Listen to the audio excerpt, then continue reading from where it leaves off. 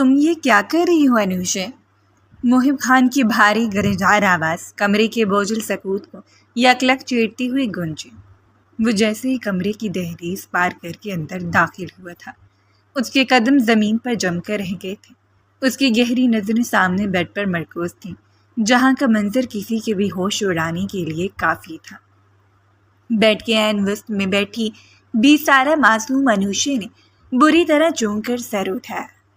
اس کی بڑی بڑی غزال آنکھوں سے محرومی اور بے بسی کے آنسو مسلسل بہہ کر اس کے گلابی گالوں کو بھگو رہے تھے۔ اس کے چھوٹے اور نازک سے وجود نے 7 ماہ کے ننھے اذہان کو اپنے سینے سے سختی سے لگا رکھا تھا۔ ننھا بچہ بھوک اور نکاہٹ کی شدت سے بلک بلک کر رو رہا تھا۔ اس کا رو رو کر برا حال ہو چکا تھا اور اس کے ننھے نازک ہاتھ بے قراری میں انوشے کے لباس کو نوچ رہے تھے۔ محب، یہ رو رہا ہے، یہ کسی صورت چپ بھی نہیں ہو رہا، انوشے نے بری طرح ہچکی لیتے ہوئے کہا۔ اس کی آواز گوٹی گوٹی سسیوں میں تبدیل ہو رہی تھی اور وہ اپنی سانسوں کو بحال کرنے کی جدوجہد کر رہی تھی۔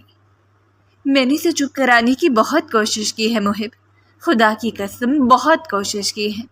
ڈاکٹر کی بتائی ہوئی ہر دوا سب وقت پر دی ہے، آیا سے کہہ کر ڈبے کا دودھ بھی بنا کر دیا، مگر یہ اسے منہ ہی نہیں لگا رہا۔ یہ مسلسل روئے جا رہا ہے، ذرا دیکھو تو اسے، اس کا پورا جسم بخار سے تپ رہا ہے۔ محب، میں کیا کروں، مجھے کچھ سمجھ نہیں آ رہا۔ محب چند قدم مزید آگے بڑھا۔ اس کی نظریں انوشے کے بکھرے ہوئے حلیے، اس کے چہرے پر پھیلی پریشانی اور اس کے سینے سے چمٹے ہوئے بلکتے ہوئے بچے پر جم کر رہ گئی۔ انوشے نے اپنی حد سے بڑھتی معصومیت، نادانی اور ناسمجھی میں ممتا کے اس مروجہ اور قدرتی طریقے کو اپناتے ہوئے ننھے اذہان کو فیڈ کروانے کی ایک انتہائی ناامید کوشش کی تھی۔ وہ اتنی بھولی اور دنیا کے سرد و گرم سے ناواقف تھی کہ اسے اس بات کا ذرا برابر بھی احساس نہ ہوا تھا کہ وہ تو ابھی کنواری تھی، اس کا اپنا کوئی بچہ پیدا نہیں ہوا تھا، تو بھلا اس کے وجود سے معصوم بچے کو کیسے خوراک مل سکتی تھی؟ مگر بچے کی تڑپ اور اس کی بے قرار سسکیوں نے انوشے کے اندر چھپی سچی ماں کو اس حد تک بے بس اور مجبور کر دیا تھا کہ وہ اپنی شرم، حجاب اور اپنا سب کچھ داؤ پر لگا کر بھی اس بلکتے بچے کی بھوک مٹانا چاہتی تھی۔ انوشے، ہوش میں آؤ، تم جانتی ہو نا کہ تم کیا کرنے کی کوشش کر رہی ہو؟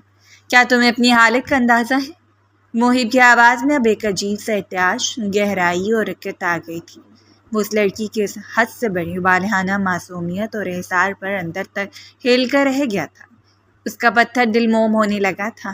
مجھے کچھ نہیں پتا محب، مجھے اس وقت کچھ بھی سمجھ نہیں آ رہا۔ انوشے نے مزید زار و کتار ہوتے ہوئے اپنے لباس کو درست کرنے کی ناکام کوشش کی، مگر اس کا پورا نازک وجود اپنی خوف، گھبراہٹ اور شرمندگی سے بری طرح کانپ رہا تھا۔ میں بس اسے اس طرح تڑپتے اور بلکتے ہوئے نہیں دیکھ سکتی، مجھ سے اس کا رونا برداشت نہیں ہو رہا۔ میں نے سوچا کہ شاید میری اس کوشش سے یہ چپ ہو جائے گا، شاید اس کی بھوک مٹ جائے گی۔ مجھے معاف کرتے محب، میں سچ مچ میں ڈر گئی تھی، مجھے اذہان کے لیے بہت خوف آ رہا ہے۔ محب نے ایک طویل اور گہرا سانس لیا۔ اس کے دل کے کسی انتہائی خفیہ اور اندھیرے خانے میں انوشے کے لیے تڑپ، احترام اور سچی محبت کا ایک ایسا طوفان بیدار ہوا تھا جس کی تند و تیز لہریں اس کے پورے وجود کو اپنے بہاؤ میں لے رہی تھیں۔ اس نے ایک قدم مزید آگے بڑھایا اور نہایت نرمی اور احتیاط سے اذہان کو انوشے کی گود سے الگ کر لیا۔ بچہ ابھی ہلکی ہلکی سسکیاں لے رہا تھا اور اس کی چھوٹی آنکھیں آنسوؤں سے بھری ہوئی تھیں۔ محب نے کمرے کے دروازے کی طرف رخ کیا اور وہاں کھڑی دائی عذرا کو اونچی آواز میں پکارا۔ عذرا، اندر آؤ۔ دائی عذرا فوری طور پر سر جھکائے کمرے کے اندر داخل ہوئی۔ محب نے بچے کو پوری شفقت سے اس کے دونوں ہاتھوں کے حوالے کرتے ہوئے سنجیدگی سے کہا، عذرا، اس بچے کو ابھی نیچے لے جاؤ، اس کے لیے ہلکا سا دودھ دوبارہ تیار کرو اور اسے کسی نہ کسی طرح بہلاؤ۔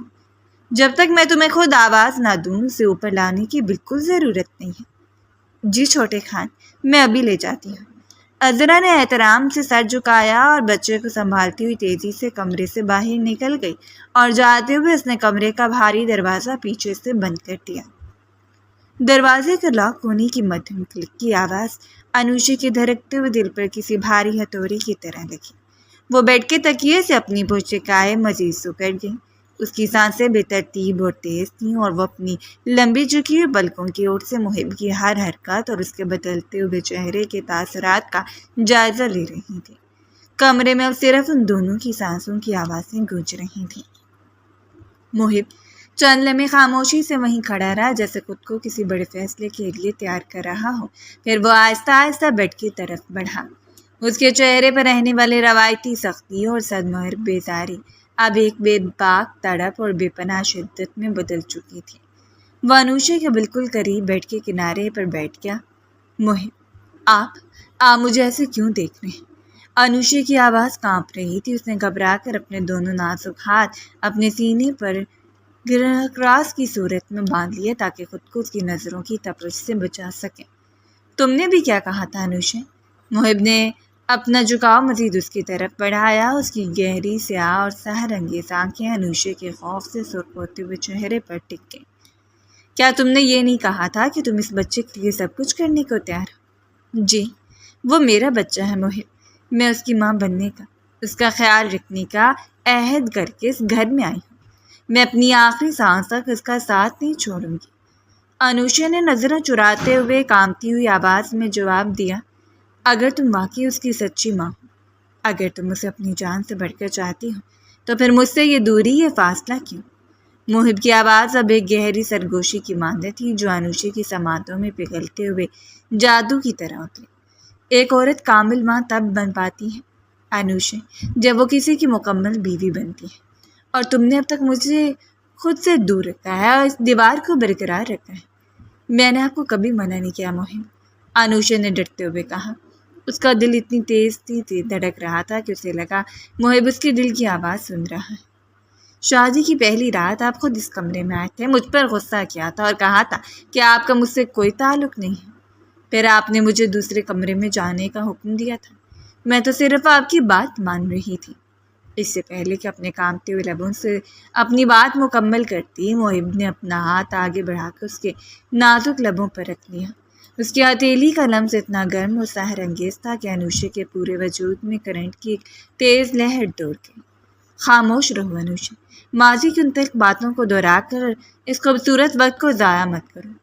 محب کی روایتی بے باکی اور مردانہ روپ اب اپنے عروج پر تھا۔ اس نے انوشے کے لبوں سے اپنا ہاتھ آہستہ سے ہٹایا اور اس کی ٹھوری کو اپنی انگلیوں کے حصار میں لیتے ہوئے اس کا چہرہ زبردستی اوپر اٹھا، جہاں اس کی آنکھوں کے آنسو موتیوں کی طرح چمک رہے تھے۔ میں ایک پیاسا ہارا ہوا زخمی انسان تھا انوشے، جسے عورت کے نام سے نفرت ہو چکی تھی، مگر تمہاری اس بے لوث معصومیت نے میرے بچے کے لیے، تمہاری اس تڑپتی ممتا نے میرے دل کے سارے پرانے زخم ایک ہی پل میں بھر دیے ہیں۔ اب میں خود کو مزید قابو میں نہیں رکھ سکتا اور نہ ہی تمہیں خود سے دور رہنے دوں گا۔ محب، مجھے بہت ڈر لگ رہا ہے، خدا کے لیے مجھ میں اتنی ہمت نہیں۔ انوشے نے التجائیہ اور سہمی ہوئی نظروں سے اسے دیکھا۔ اس کی آنکھوں میں ہمیشہ رہنے والی وہی معصوم گھبراہٹ اور پاکیزگی تھی جو محب کے اندر کے سوئے جذبات کو مزید مشتعل اور وانیانہ کر رہی تھی۔ اپنی محبت اور اپنے شوہر سے بھلا کیسا ڈر؟ محب نے نہایت پیار اور پورے حق سے انوشے کے کپاتے کندھوں پر اپنے ہاتھ رکھ دیے۔ اس کے لمس اور نزدیکی کے احساس سے انوشے نے گھبراہٹ اور خوشی کے ملے جلے جذبات کے ساتھ اپنی آنکھیں زور سے بند کر دیں۔ محب، مجھے جانے دیں۔ انوشے کے نازک ہونٹوں سے دھیمی سی فریاد نکلی، مگر اس کا یہ ہلکا سا احتجاج محب کے طوفانی جذبات کے آگے ٹک نہ سکا۔ تم صرف اور صرف میری ہو انوشے، خدا کی قسم تم صرف میری ہو، اور میں اب یہ دوریاں ہرگز برداشت نہیں کروں گا۔ محب نے اس کے کان کے پاس جھک کر گہری سرگوشی کی۔ اس کی گرم سانسوں کی تپش انوشے کی گردن پر بکھر کر اسے مزید بے بس کر رہی تھی۔ وہ لڑکی جو اب تک خود کو اس گھر میں بے سہارا اور اجنبی سمجھ رہی تھی، محب کے سچے پیار کے آگے ہار مان چکی تھی۔ اس کی بے چینی اب اطمینان میں بدل رہی تھی۔ محب کا پیار کرنے کا طریقہ عام مردوں جیسا روایتی نہیں تھا۔ اس میں ایک دیوانگی تھی جو اپنے راستے میں آنے والی ہر دوری اور خاموشی کو مٹا دینا چاہتی تھی۔ اس نے اس رات اپنی زندگی کے سارے پرانے دکھ، ماضی کے تلخ صدمے اور آنیہ کی بے وفائی کا غم ہمیشہ کے لیے بھلا دیا، اور اپنی زندگی کی ساری خوشیاں اور بے پناہ محبت اس معصوم وجود پر نچھاور کر دی۔ کمرے کی مدھم زدہ روشنی ان کے اس خوبصورت اور ہمیشہ رہنے والے ملاپ کی گواہ تھی، جہاں دو ادھورے انسان سچی محبت کے رشتے میں بن کر ایک دوسرے میں سما رہے تھے۔ انوشا کے جسم کی کپکپاہٹ اب محب کی باہوں کی گھیرے میں آ کر سکون پا چکی تھی اور محب کا پیار اسے اپنے اندر سمیٹ رہا تھا۔ ان کے درمیان کی سب لمبی دوریاں، اداس خاموشیاں اور وہ تلخ راتیں جو انہوں نے الگ کمروں میں تڑپ کر گزاری تھیں، اب اسے ایک رات کی تپش میں جل کر ہمیشہ کے لیے ختم ہو چکی تھیں۔ محب نے انوشا کے نازک وجود کو اپنے مضبوط بازوؤں میں بھر کر اپنے سینے سے لگا لیا اور اپنی انگلیاں اس کے بالوں میں پھنسا دی۔ ان کی محبت کا ایک نیا سفر شروع ہو چکا تھا۔ کچھ مہینے بعد، محب، میں تمہارے ساتھ کسی صورت نہیں رہنا چاہتی۔ جیسے یہ بچہ اس دنیا میں آئے گا، میں تم سے طلاق لے کر اس گھر کو ہمیشہ کے لیے چھوڑ دوں گی۔ رانیہ کے منہ سے نکلنے والا ایک ایک لفظ اس بند کمرے میں دھماکے کی طرح گونجا تھا۔ اس کا چہرہ غصے اور سرکشی سے سرخ ہو رہا تھا اور وہ محب خان کے سامنے کھڑی نفرت سے ہانپ رہی تھی۔ محب کا دماغ اچانک بار سے سن ہو گیا۔ اس نے چند قدم آگے بڑھ کر رانیہ کو اس کے دونوں کندھوں سے مضبوطی سے جکڑ لیا۔ اس کی گرفت سخت تھی، مگر اس کے لہجے میں غصے سے زیادہ ایک التجا تھی، ایک ٹوٹے ہوئے شوہر کی فریاد تھی۔ رانیہ، ہوش کے ناخن، یہ تم کیا کہہ رہے ہو؟ محب نے اسے جھنجھوڑتے ہوئے سمجھانے کی کوشش کی۔ ہمارے آنے والے معصوم بچے کا تو سوچو، اس نے ابھی دنیا دیکھی نہیں اور تم سے یتیمی کی زندگی دینے کی باتیں کر رہی ہو۔ آخر مجھ سے ایسی کیا غلطی ہوئی ہے رانیہ؟ میں نے تمہاری ہر فرمائش پوری کی، تمہیں سر آنکھوں پر بٹھایا، پھر کیوں تم میری زندگی کو جہنم بنا رہی ہو؟ خطا تمہاری نہیں محب، خطا اس رشتے کی۔ رانیہ نے جھٹکے سے اپنے کندھے اس کی گرفت سے چھڑایا اور رخ موڑ لیا۔ میرا دل اس گھر میں گھٹتا ہے، میں تمہاری صورت تک نہیں دیکھنا چاہتی۔ لیکن کیوں؟ مجھے کوئی وجہ تو بتا۔ محب نے اس کے سامنے آ کر تڑپ کر پوچھا۔ کیا میں نے تمہیں محبت نہیں دی؟ کیا میرے پاس دولت کی کوئی کمی تھی؟ آخر تمہارا مسئلہ کیا ہے؟ رانیہ کا دل سخت ہو چکا تھا، اس نے اس کے کسی سوال کا جواب نہ دیا اور سنور نظروں سے اسے دیکھتے ہوئے کمرے سے باہر نکل گئی۔ محب وہیں کھڑا اپنے ٹوٹتے ہوئے خوابوں کا ملبہ دیکھتا رہ گیا۔ کچھ ماہ بعد گھر میں ننھے ذہان کی پیدائش ہوئی۔ پورے گھر میں خوشی کا سما ہونا چاہیے تھا، مگر وہ مکان کسی قبرستان کی طرح خاموش تھا۔ رانی اس معصوم نوزائیدہ بچے سے بخو حافظ ہو چکی تھی، جیسے اس کا اپنا خون ہی نہ ہو۔ معصوم ذہان بھوکا پیاسا بیڈ پر بڑا روتا رہا اور دائی عذرا ہی آگے بڑھ کر اسے سنبھالتی، اس کا فیڈر تیار کرتی اور اسے گود میں لے کر بہلاتی۔ پیدائش کے بعد 2 ماہ کا عرصہ مسلسل محب اور رانیہ کے درمیان شدید لہرائی جھگڑوں میں گزرا۔ محب کا پارا ہر گزرتے دن کے ساتھ اب ہائی رہتا تھا، یہاں تک کہ ایک شام صبر کا پیمانہ لبریز ہو گیا۔ آج فیصلہ ہو کر رہے گا رانیہ، محب نے بیڈ روم کا دروازہ بند کرتے ہوئے دھاڑ کر کہا۔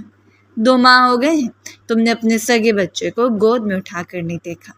وہ دائی عذرا کی رحم و کرم پر پڑ رہا ہے۔ آخر تمہاری سرکشی کی حد کیا ہے؟ حد دیکھنی ہے تو سنو پھر۔ رانیہ بیٹھ سے اٹھی اور زہرآلود ہنسی۔ محب خان، تمہیں لگتا ہے کہ میں تمہاری دولت، اس عالیشان بنگلے اور تمہاری شکل سے متاثر ہو جاؤں گی؟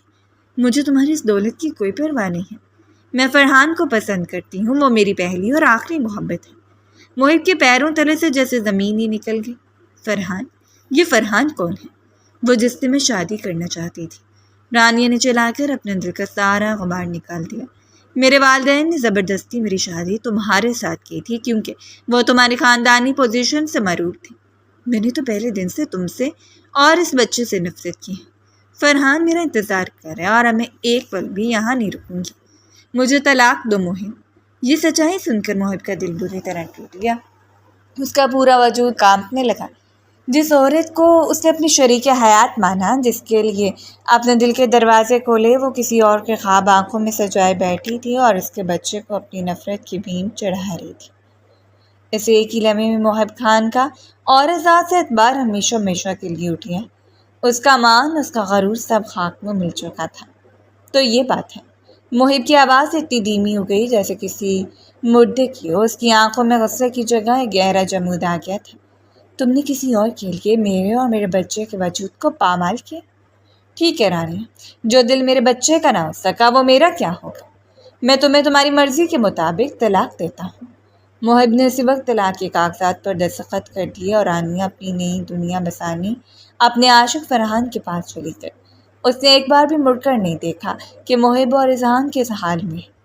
اگلے ہی دن رانیہ کے والد افتخار احمد اور والدہ ثروت بیگم سر جھکائے محب کے ڈرائنگ روم میں بیٹھے تھے۔ ان کے چہروں پر شدید قرب اور شرمندگی کی لہریں واضح تھیں۔ شائستہ بیگم بھی وہاں موجود تھی، جن کا چہرہ غصے سے تپ رہا تھا۔ محب بیٹا، ہمیں معاف کر دو۔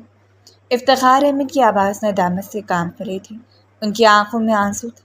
ہمیں ذرا بھی اندازہ نہیں تھا کہ ہماری بیٹی اتنی گھٹیا اور سرکش نکلے گی۔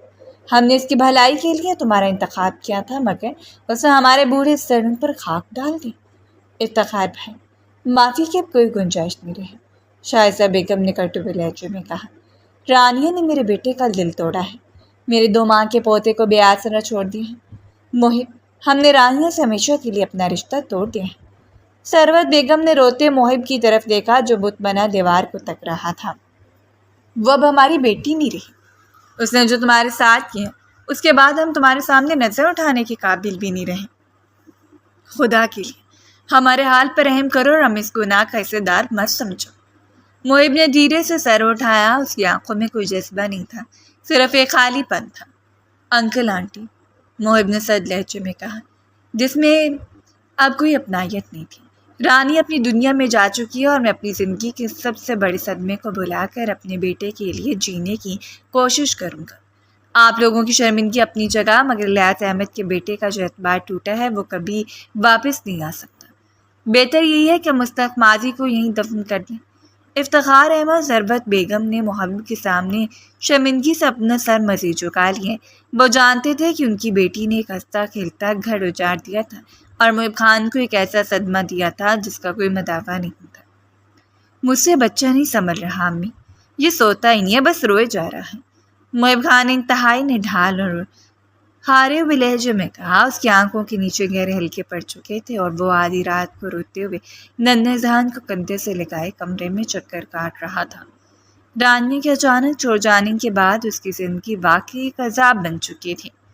وہ دن بھر کاروباری مسائل سے لڑتا اور رات بھر ایک ماں کی طرح 2 ماہ کے بچے کو سنبھالنے کی شدید جدوجہد کرتا، مگر وہ اس کی گرفت مسلسل مچل رہا تھا۔ شائستہ بیگم نے کمرے میں قدم رکھا، ان کا چہرہ ہمیشہ کی طرح سنجیدہ اور رعبدار تھا۔ انہوں نے آگے بڑھ کر محب کے کندھے پر ہاتھ رکھا اور انتہائی مضبوط اور رٹے لہجے میں کہا، محب، اب اس روز روز کے عذاب کو ختم کرو، تم انوشے سے شادی کر لو۔ میں نے افتخار بھائی اور بھابھی ثروت سے کھل کر بات کر لی ہے۔ محب نے چوم کر اپنے والدہ کی طرف دیکھا، اس کی آنکھوں میں غصے اور صدمے کی مشترکہ لہر دوڑی۔ کیا کہہ رہی ہیں آپ امی؟ انوشے؟ رانیہ کی قسم نہیں امی، خدا کے لیے مجھ پر یہ ظلم مت کریں۔ میں نے آپ سے پہلے کہہ دیا تھا کہ میں رانیہ اس دھوکے باز خاندان سے اب زندگی میں کبھی کوئی تعلق نہیں رکھوں گا۔ جذباتی مت بنو محب، ہوش سے کام لو۔ شائستہ بیگم نے دھیمے مگر کاٹدار لہجے میں سے سمجھایا، تم ایک مرد ہو، دن بھر باہر رہتے ہو، تمہاری اپنی ایک مصروف زندگی ہے، تم اس معصوم بچے کو اکیلے نہیں پال سکتے۔ اس طرح شادی کرنے سے تم ایک وفادار بیوی مل جائے گی اور میرے معصوم اذہان کو ایک سچی ماں مل جائے گی۔ لیکن امی، وہ رانیہ کی کزن ہے، اسی کے خون کا حصہ ہے، وہ ابن غصے سے چلاتے ہوئے کہا، حالانکہ اس کی آواز میں بے بسی چھپی تھی۔ کیا گارنٹی ہے کہ وہ بھی رانیہ کی طرح میرے بچے کو سڑک پر چھوڑ کر نہیں بھاگے گی؟ میرا اور ذات سے اعتبار اٹھ چکا ہے امی۔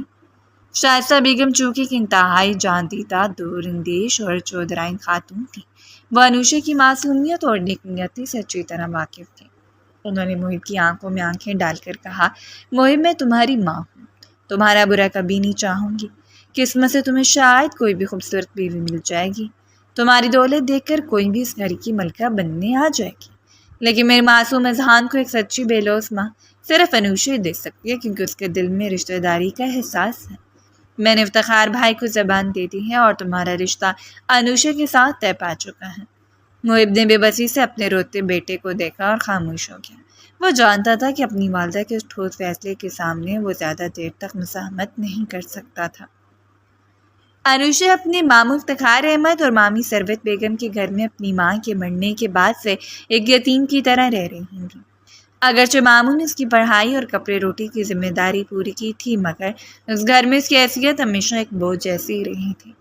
جب شائستہ بیگم کی طرف سے محب کا رشتہ آیا تو افتخار احمد ثروت بیگم نے انوشے سے ایک بار پوچھنے کی زحمت تک نہ کی اور اس کے کمرے میں آ کر فیصلہ سنا دیا۔ انوشے: تمہارا رشتہ محب خان سے طے کر دیا گیا ہے، اگلے ہفتے تمہارا نکاح ہے۔ ثروت بیگم نے انتہائی سرد اور حاکمانہ لہجے میں کہا۔ انوشے کے ہاتھ سے اس کی یونیورسٹی کی کتابیں چھوٹ کر زمین پر گر گئیں۔ اس کا چہرہ خوف سے سفید پڑ گیا۔ مامی، یہ آپ کیا کہہ رہی ہیں؟ محب خان، وہ تو رانی آپا کے شوہر ہیں اور ان کا 1-2 ماہ کا بچہ بھی ہے۔ میں ان سے شادی کیسے کر سکتی ہوں؟ کیوں نہیں کر سکتی ہوں؟ افتخار احمد نے غصے سے آگے بڑھ کر کہا۔ ہم نے پال پوس کر تمہیں اتنا بڑا کیا ہے تو کیا اب ہماری مرضی کی کوئی اہمیت نہیں؟ رانیہ نے جو محب اور شائستہ بیگم کے سامنے ہماری ناک کٹوائی ہے، اس کا داغ صرف تم ہی دھو سکتی ہو۔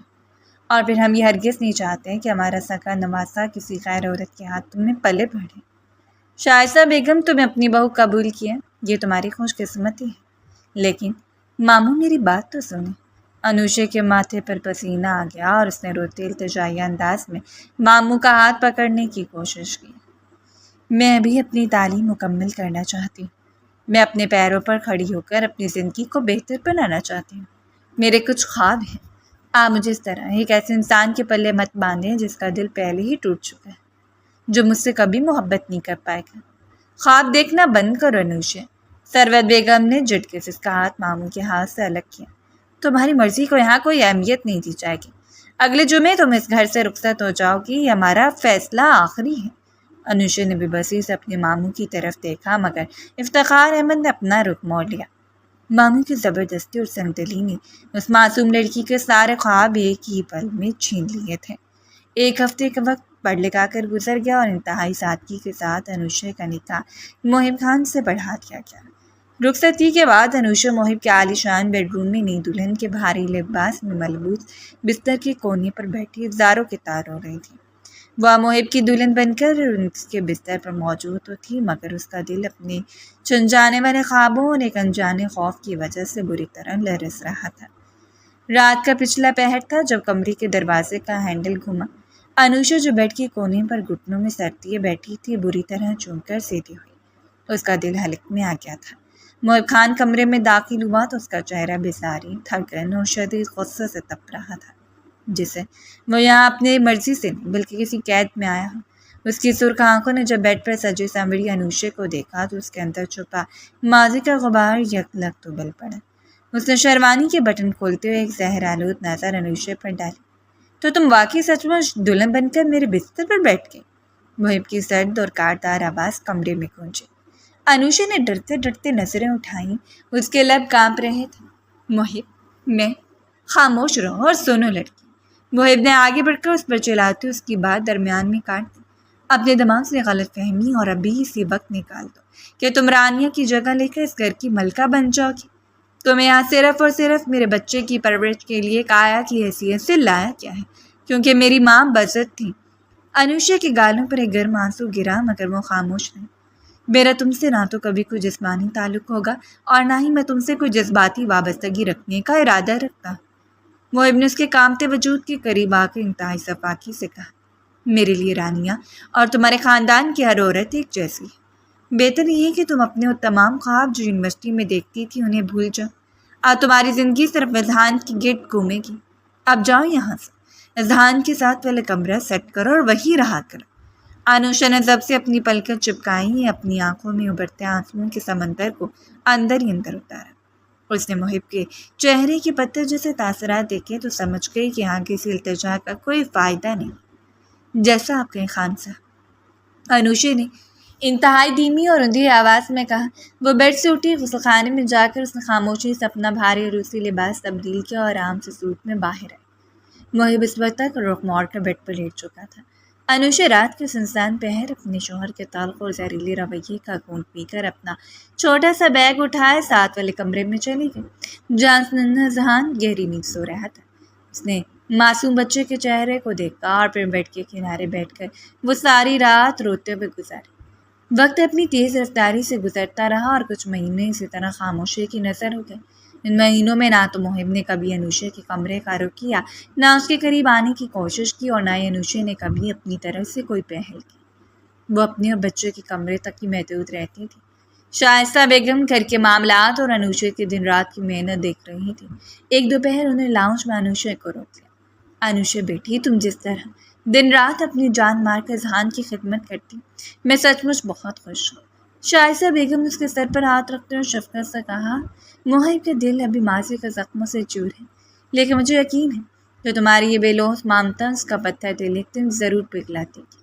انوشا نے ہلکی سے مسکراہٹ کے ساتھ جواب دیا، امی جی، ذہان اب میرا بچہ ہے، مجھے اس کی خدمت کر کے سکون ملتا ہے۔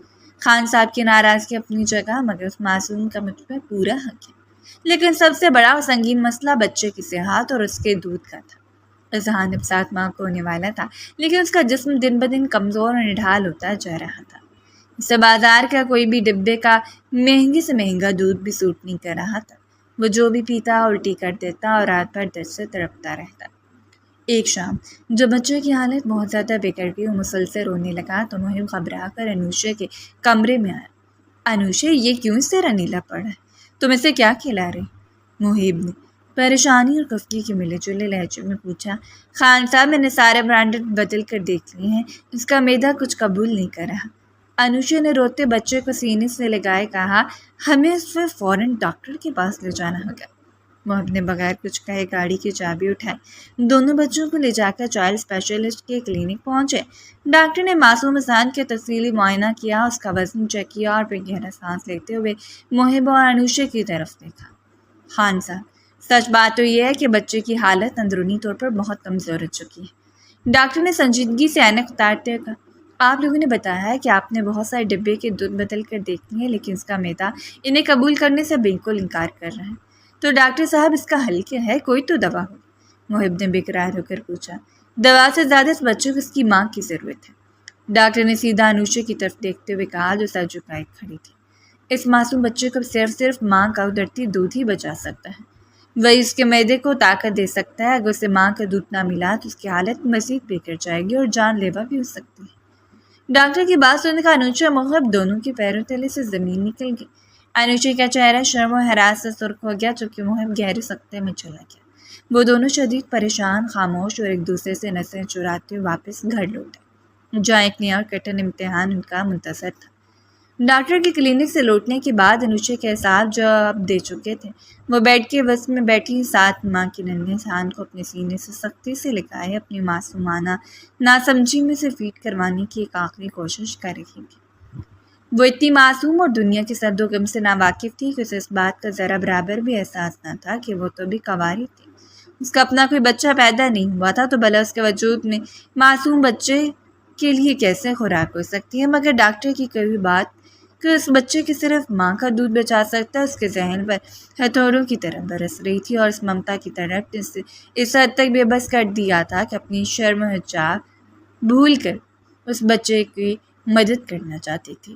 محب خان جو ابھی اپنے کمرے میں داخل ہوا تھا، اس کے مضبوط قدم وہیں جم کر رہ گئے۔ اس کی گہری کعبی نظریں انوشا کے بکھرے ہوئے الگیا اور اس کے معصومیت پر جم کر رہ گئیں۔ اس کا پتھر دل اس بے لوث ممتا کو دیکھ کر یکلخت موم ہونے لگا اور وہ بے ساختہ اس کی طرف کھینچتا چلا گیا۔ یہی وہ لمحہ تھا جب محب نے اپنے دل میں انوشا کے لیے بے حد محبت محسوس کی۔ اسے احساس ہوا کہ وہ تو بہت معصوم ہے، اور پہلی بار اس نے انوشا کو رانیہ سے ہٹ کر سوچا، ورنہ جب بھی وہ انوشا کو دیکھتا تو اسے رانیہ یاد آ جاتی اور دونوں کا مقابلہ کرنے بیٹھ جاتا۔ اسے رانیہ کی طرح انوشا بھی دھوکے باز اور خود غرض عورت لگتی تھی، لیکن آج پہلی بار اس کے دل میں انوشا کے لیے محبت بھرے جذبات نے سر اٹھایا اور وہ بے ساختہ اپنے جذبات کی سرکش موجوں میں بہتا ہوا انوشا کے اوپر حاوی ہو گیا۔ انوشا اس کی شدت سے گھبرا کر اس کے وجود سے پھرپھرانے لگی تھی، لیکن محب کی محبت اسے پرسکون کرتی گئی اور وہ دونوں محبت کی بارش میں بھیگتے گئے۔ افتخار احمد کے گھر کا وہ لاؤنج جو کبھی رانیہ کے گہکوں اور باتوں سے گونجتا تھا، آج ایک بھیانک ماتم کتے کا منظر پیش کر رہا تھا۔ باہر موسلا دھار بارش ہو رہی تھی اور اندر رانیہ اپنے ماں باپ کے پیروں میں بیٹھی زاروں کے تار رو رہی تھی۔ اس کا وہ حسن جس پر اسے کبھی بے پناہ غرور تھا، اب اجڑ چکا تھا۔ چہرے پر نیل کے گہرے نشانات، ہونٹ کٹا ہوا اور آنکھوں کے گرد خوف اور وحشت کے ساحل کے اس کے عبرتناک انجام کی گواہی دے رہے تھے۔ امی، مجھے معاف کرتے امی، میں تباہ ہو گئی، برباد ہو گئی، رانیہ نے ثروت بیگم کے گھٹنوں کو تھام کے رچھوں کے درمیان کہا۔ ثروت بیگم اور افتخار احمد پتھر کی مورتیاں بنے اپنی بیٹی کے اس بدحال اور خوفناک روپ کو دیکھ رہے تھے۔ وہ بیٹی جو محب خان جیسے خاندانی اور امیر انسان کو چھوڑ کر اپنے عاشق فرحان کے ساتھ بھاگ گئی تھی، آج ایک بیکارن سے زیادہ بدتر حالت میں ان کے سامنے موجود تھی۔ اس کی حالت، اس کے ساتھ کیے گئے سلوک اور گزرے ہوئے حالات کو اچھی طرح بیان کر رہی تھی۔ افتخار احمد اور ثروت بیگم کا دل اس کی حالت دیکھ کر غمزدہ ہو رہا تھا، لیکن رانیہ کی گئی غلطیوں نے ان کے دل پر ایک بند باندھ دیا تھا اور وہ بے حرکت بیٹھے اسے دیکھ رہے تھے۔ ہم نے تو اسی دن تجھے مردہ سمجھ لیا تھا رانیہ، جیسے تو محب کی عزت اور ہمارے تومان کی معصوم نواسی کو چھوڑ کر سباش کے ساتھ بھاگے تھے۔ افتخار احمد نے انتہائی تلخ و لرزتی آواز میں کہا۔ ان کی آنکھوں میں غصہ، صدمے کے آنسو تھے۔ آج کیوں آئی ہوں یہاں؟ کس منہ سے واپس لوٹی ہو؟ اب کیا بچا ہے؟ میں مان رہی ہوں ابو، مجھ سے غلطی ہوئی، میں نے بہت غلط کیا۔ اب وہ انسان نہیں تھا، وہ کوئی درندہ تھا، رانیہ نے چلاتے ہوئے اپنے بال نوچے۔ اس کا پورا وجود ماضی کے خوف سے لرز رہا تھا۔ میں اندھی ہو گئی تھی ابو، میں فرحان کی جھوٹی محبت کے فریب میں آ گئی تھی۔ مجھے معلوم نہیں تھا کہ وہ ایک انتہائی گھٹیا اور باش اور لالچی انسان نکلے گا۔ اسے مجھ سے یا میری ذات سے کوئی محبت نہیں تھی ابو، سے صرف میرے حسن اور محب سے طلاق کے بعد ملنے والی اس دولت سے مطلب تھا جو مجھے مہر اور ہر جانب میں ملی تھی۔ ثروت بیگم نے تڑپ کر اپنی بیٹی کا زخمی چہرہ اپنے ہاتھوں میں اٹھایا۔ رانیہ، یہ تیرے چہرے کا کیا حال ہوا؟ اس نے تجھے مارا؟ امی، مارنا تو بہت چھوٹی بات ہے، اس نے میری روح کو زخمی کر دیا۔ رانیہ نے روتے اپنا سر ماں کی گود میں گرا دیا۔ جب تک میرے پاس محب کی دی ہوئی دولت اور پیسے رہے، وہ میرے پاؤں دھو دھو کر پیتا رہا، لیکن جیسے ہی دولت ختم ہوئی، فرحان کا اصلی اور بھیانک روپ سامنے ہے۔ اس کا لالچ اب ایک وحشی بلا بن چکا تھا جو ختم ہونے کا نام ہی نہیں لے رہا تھا۔ رانیہ نے گہرا اور خوفزدہ سانس لیا، جیسے وہ منظر ابھی اس کی آنکھوں کے سامنے گھوم رہا ہو۔ وہ روز رات کو شراب پی کر گھر آتا تھا، اور پھر ایک رات وہ اپنے ساتھ اپنے چند گھٹیا اور باش دوستوں کو گھر لے آیا۔ میں نے جب ان کے لیے چائے بنائی تو فرحان نے میرا ہاتھ پکڑ کر مجھے صوفے پر ان کے درمیان بٹھا دیا۔ میں نے حیرت سے اسے دیکھا تو اسے انتہائی بے شرمی سے ہنس کر کہا کہ رانی، اب گھر میں پیسے ختم ہو گئے، تمہارے حسن کا خراج دینے کے لیے میرے دوست بڑی بڑی رقمیں دینے کو تیار ہیں۔ اب تمہیں ان کے ساتھ وقت گزارنا ہوگا تاکہ ہمارا خرچہ چل سکے۔ رانیہ سب بتاتے ہوئے جیسے ایک نئی اذیت سے گزر رہی تھی، وہ آہستہ آہستہ اپنے زخموں سے پردہ اٹھا رہی تھی اور اپنا دل کھول کر اپنے والدین کے آگے رکھ رہی تھی۔ یا اللہ میرے مولا! ثروت بیگم نے اپنے کانوں پر ہاتھ رکھ لیا اور افتخار احمد نے صدمے سے اپنا سر پکڑ لیا۔ میں نے جب اس گھٹیا اور غلیظ کام سے صاف انکار کر دیا، رانیہ کی ہچکیاں اور چیخیں بدل رہی تھیں، تو فرحان پاگل ہو گیا۔ اس نے اپنے دوستوں کے سامنے مجھے بالوں سے پکڑ کر زمین پر پچھاڑ دیا اور بے رحمی سے مجھے لاتوں اور خونسوں سے مارنا پیٹنا شروع کر دیا۔ اس کے دوست خوش ہوتے رہے اور وہ مجھ پر ظلم ڈھاتا رہا۔ میں کئی دن تک اس کمرے میں بند رہی، بھوکی پیاسی، اس کا ظلم سہتی رہی، لیکن کل رات وہ شراب کے نشے میں دھت ہو کر سو گیا اور چابی میز پر ہی چھوڑ دی۔ میں نے موقع پایا اور رات کے اندھیرے میں اس کے چنگل سے بھاگ نکلی۔ ابو مجھے بچا لیا، مجھے جان سے مار دے گا۔ افتخار احمد نے گہرا سانس لیا اور اپنی بیٹی کی طرف دیکھا، جس کی آنکھوں میں اب سچی توبہ اور پچھتاوا تھا۔ رانیہ، مکافات عمل تو ہونا ہی تھا۔ تم نے محب جیسے نیک انسان کی محبت کو ٹکرایا، اپنے معصوم بچے کو ممتا کے لیے تڑپایا، تو تجھے اس صلہ تو ملنا ہی تھا۔ لیکن اب یہاں بیٹھ کر رونے سے کچھ نہیں ہوتا، چل میرے ساتھ۔ کہاں ابو؟ رانیہ نے کانپتے ہوئے پوچھا۔ محب اور شائستہ بیگم کے پاس۔ اگر وہ تجھے معاف کر دیں تو شاید تیری آخری سدھر جائے، اور ویسے بھی تیرا گناہ ان کے سامنے سب سے بڑا۔ افتخار احمد نے مضبوط لہجے میں کہا۔ تھوڑی دیر بعد افتخار احمد اور ثروت بیگم رانیہ کو ساتھ لے کر محب خان کے عالیشان بنگلے پر پہنچے۔ لاؤنج میں محب اور شائستہ بیگم موجود تھے۔ محب کے چہرے پر اب وہ پرانی افسردگی نہیں تھی، بلکہ ایک باوقار اطمینان تھا جو انوشے کی دی گئی محبت کا نتیجہ تھا۔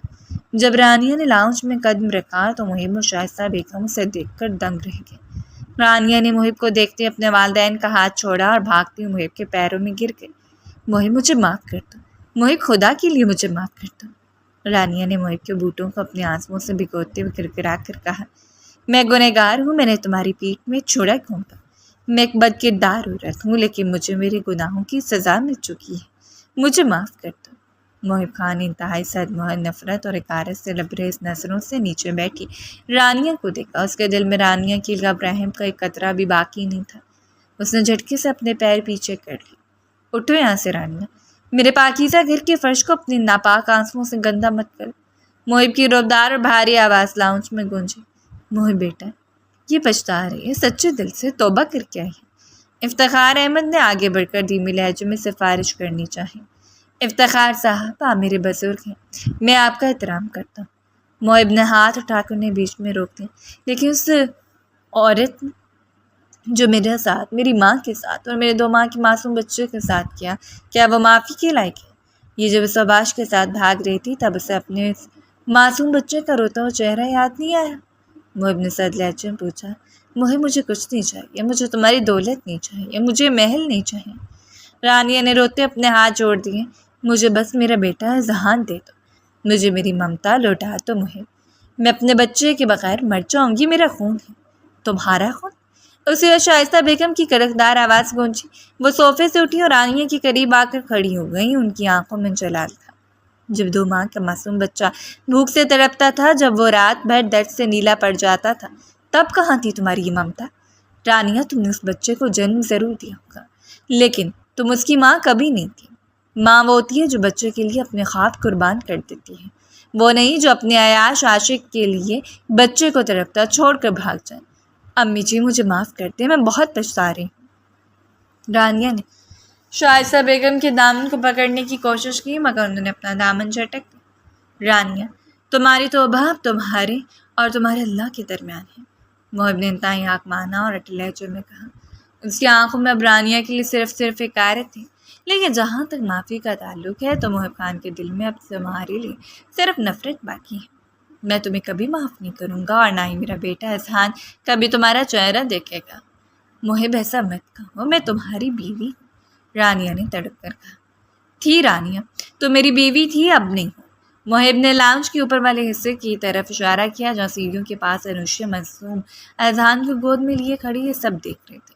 محب کی نظر جیسے انوشیا پر پڑی، اس کا لہجہ یکلخت نرم اور مانوس ہو گیا۔ میرا رشتہ، میرا وجود اور میری زندگی اب صرف اور صرف انوشیا سے ہے۔ وہ میری بیوی ہے، اس گھر کی عزت ہے اور میرے اذہان کی واحد اور سچی ماں ہے۔ اس نے اس گھر کو سنبھالا جب تم اسے برباد کر کے جا چکی تھی۔ انوشیا نے سیڑھیوں سے نیچے دیکھا۔ اس کی آنکھوں میں رانیہ کے لیے تھوڑا سا درد ضرور تھا، لیکن محب کا اپنے لیے مان دیکھ کر اس کا دل تشکر سے بھر گیا۔ اس نے اذہان کو اپنے سینے سے اور سختی سے لگا لیا جیسے وہ دنیا کی کوئی بھی بری نظر اس بچے پر نہیں پڑنے دے گی۔ رانیہ اب یہاں کھڑے ہو کر تماشا مت بنا، محب نے سر لہجے میں دروازے کی طرف اشارہ کیا۔ تمہارا اس گھر میں اب کوئی حق نہیں ہے، نہ بطور بیوی اور نہ بطور ماں۔ بہتر یہ ہے کہ تم یہاں سے چلی جاؤ، کیونکہ محب خان اب رانیہ نامی کسی عورت کو نہیں جانتا۔ رانیہ نے جب محب کا مضبوط رویہ دیکھا اور اٹل فیصلہ دیکھا اور اوپر انوشیا کی گود میں اپنے ہنستے بچے کو دیکھا جو اب انوشیا کو دیکھ کر ٹھکلیاں بھر رہا تھا، تو اس کے پاؤں تلے سے زمین نکل گئی۔ اسے سمجھ آ گیا کہ سب کچھ کھو چکی ہے، اس کی سچی توبہ پچھتاوا اس کا مقدر بن چکا تھا، لیکن وہ رشتوں کو دوبارہ پانے کے وقت ہمیشہ کے لیے گنوا چکی تھی۔ وہ روتی سی سکتی اور اپنے ماتھے پر مکافات عمل کا داغ لیے اپنے والدین کے ساتھ خاموشی سے اس گھر سے باہر نکل گئے، جہاں انوشیا اور محب کی محبت کا ایک نیا اور خوبصورت دور شروع ہو چکا تھا۔ باہر بارش تھم چکی تھی اور فضا میں مٹی کی سوندھی سوندھی خوشبو رچی بسی تھی، مگر انوشیا کے دل کے اندر خوف اور اندیشوں کا ایک تیز طوفان بڑھتا تھا۔ رانی کس طرح اچانک بدحال ہو کر واپس آنا، محب کے پیروں میں گر کر گرانا اور اپنے گناہوں کی معافی مانگنا انوشیا کے حساب پر بری طرح سوار ہو چکا تھا۔ وہ اپنے کمرے میں بیٹھ کے کونے پر بیٹھی اپنے دونوں ہاتھوں کی انگلیوں کو آپس میں مروڑتی شدید ذہنی دباؤ کا شکار تھی۔ اس کا پورا وجود اندرونی خوف سے کانپ رہا تھا۔ اس کے ذہن میں وسوسوں نے ڈیرے ڈال لیے تھے کہ کہیں محب رانیہ کی اس عبرتناک حال اور سچے پچھتاوے کو دیکھ کر پگھل نہ گئے۔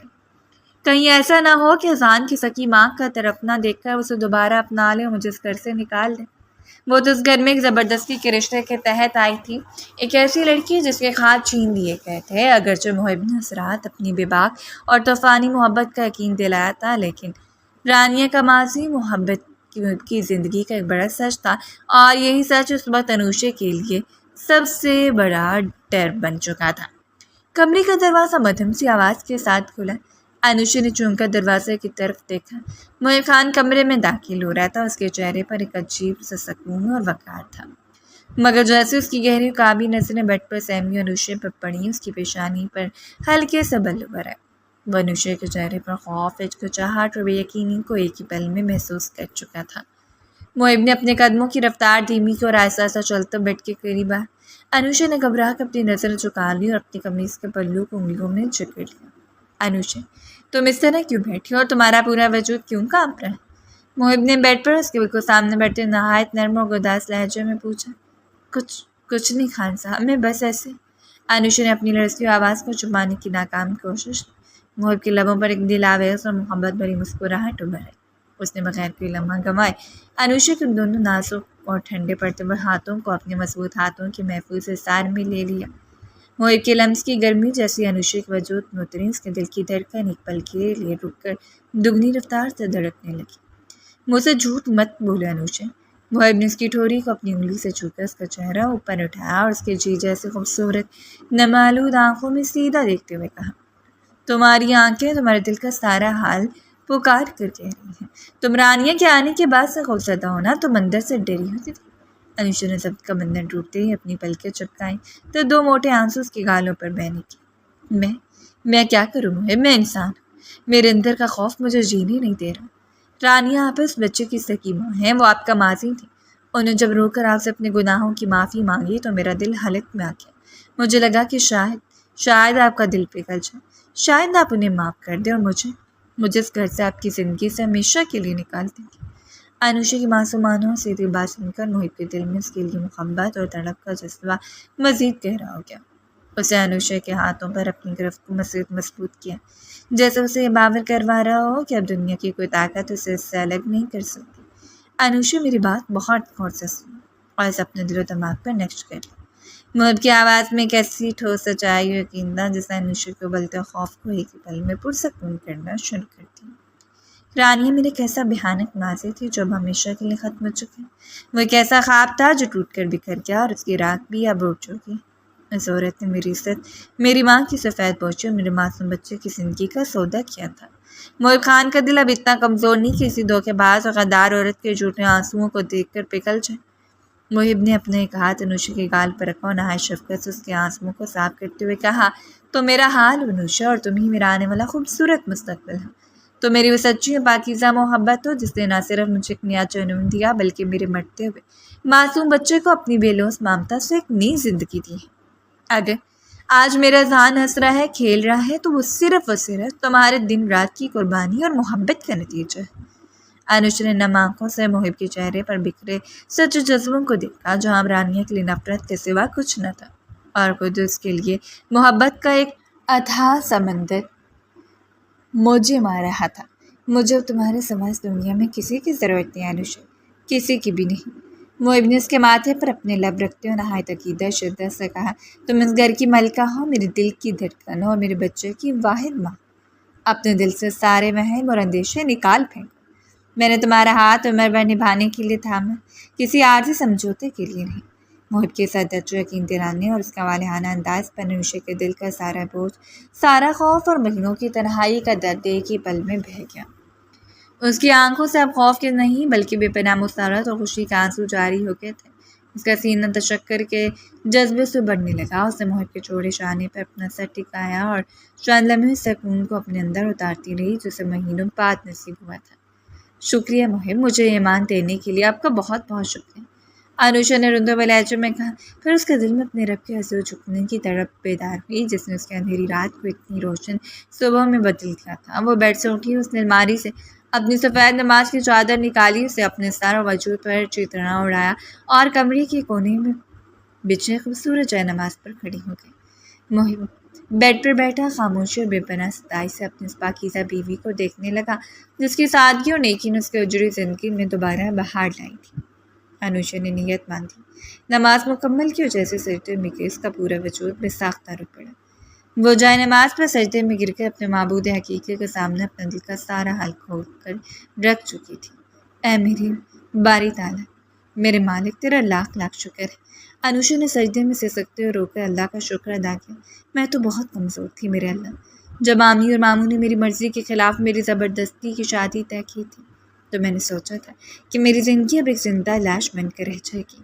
میرے سارے خواب ٹوٹ چکے تھے، میں قید تنہائی کا شکار تھی، لیکن میرے غفور رحیم رب، تو نے میری اس زبردستی کی شادی کو میری ساز باش کے اتنے خوبصورت اور حسین اختتام میں بدل دیا۔ تو نے مجھے ایک محبت کرنے والا شوہر اور ایک معصوم بچہ دیکھ کر میری جھولی خوشیوں سے بھر دی۔ میرے سجدے شکر قبول فرما۔ میرے مولا، میرے اس خاندان کو ہمیشہ ہنسنا، مسکراتا اور اپنی حفظ و امان میں رکھنا۔ انوشا کافی دیر تک سجدے میں روتی رہی، اس کے آنسو جائے نماز کے کپڑے کو بھگوتے رہے۔